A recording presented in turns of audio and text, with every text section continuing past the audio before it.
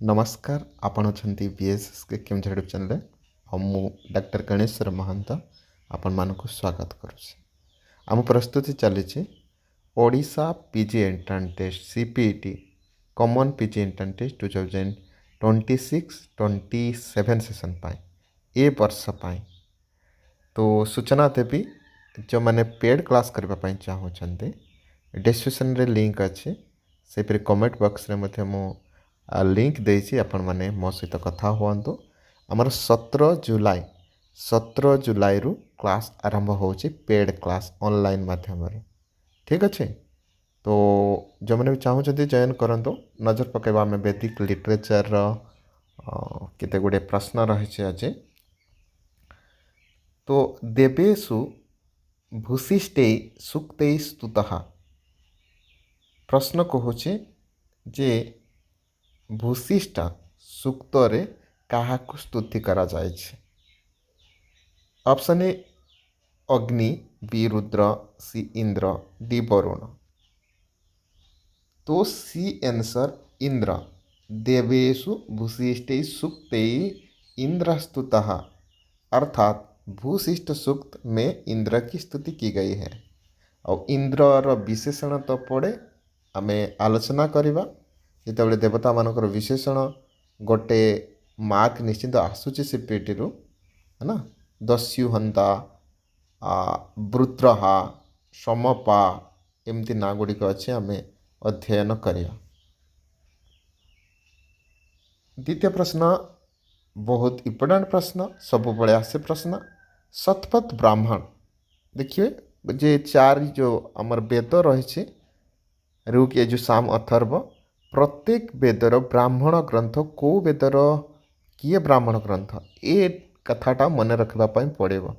नचेत गोटे mark miss हेब ही हेब कौन सी एंट्रांस रे मुझे जो मैंने प्रस्तुति करेंगे करुँच वैदिक लिटरेचर रु को संहितार को ब्राह्मण अच्छी, आरण्यक अच्छी, उपनिषद अच्छी, एतिकी ज्ञान रहा नितांत आवश्यक।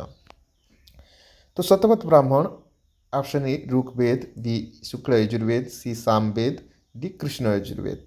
तो देखो ये जो दुईटा ऑप्शन दे है ना, शुक्ल यजुर्वेद और कृष्ण यजुर्वेद।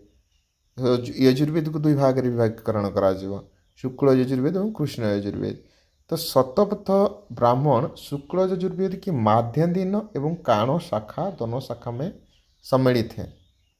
तो ये आउ गोटे तथ्य हमको मिलूँ ये मध्य प्रश्न हो पारे जे से प्रकार शुक्ल यजुर्वेद रे केउ दुई गोटी शाखा रही, केउ दुई गोटी शाखा रही। तेज माध्यान्ह एवं काण शाखा ना, माध्यान्ह एवं काण शाखा, माध्यान्ह वाजसेनीय बोली मध्य कहुए।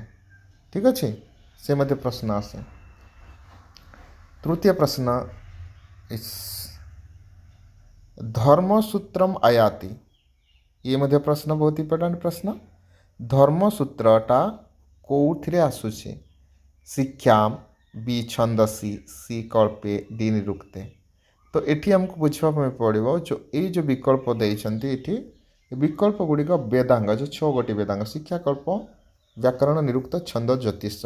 तो वेदांग साहित्य को बा वेदांग संहिता को मध्य भल भाव अध्ययन करने पड़ो, कारण वेदांगरु मध्य गोटे प्रश्न आसब ही आसब जेकोसी एंट्रांस संस्कृत हो। ठीक अच्छे। तेरे धर्मसूत्र कल्प का एक भाग है। तेरे धर्मसूत्र कल्प छंदौ पादौ तो वेदस्य हस्तः कल्पत्थ पठ्यते ज्योतिषमयनं चक्षु निरुक्तं श्रुतम् उच्यते शिक्षा घ्राणौ तो वेदस्य मुखम व्याकरणं स्मृतम्, है ना।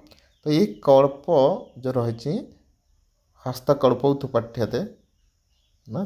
तो ये कल्पर भाग धर्मसूत्र हेउची एक कल्पर भाग। तेरे कल्प वेदांग को मध्य 4 भाग में विभागीकरण करा मध्य प्रश्न आसी बहुत समय मुझे देखी जे ये विकल्प मानक मध्य किए कल्पर भेद नुह भाग नुह एमती प्रश्न आसे। तो मन रखा पड़ो जो कल्प वेदांग रही 4 भाग में विभागीकरण करा एक स्रोतसूत्र, 2 शुल्बसूत्र, सी गृहसूत्र एवं डी तो नुह ଚାରି ନମ୍ବର ଯାହା ରହିଲା ଏ ଧର୍ମସୂତ୍ର। ତେବେ ସ୍ରୋତସୂତ୍ର, ଶୁଲ୍ବସୂତ୍ର, ଗୃହସୂତ୍ର, ସେପରି ଧର୍ମସୂତ୍ର। ସ୍ରୋତସୂତ୍ରରେ ଯେଉଁଗୁଡ଼ିକି ଯାଜ୍ଞିକ ସବୁ ବିଧି ନିୟମ ସବୁ ରହିଛି ସ୍ରୋତସୂତ୍ରରେ। ଶୁଲ୍ବସୂତ୍ର କଥା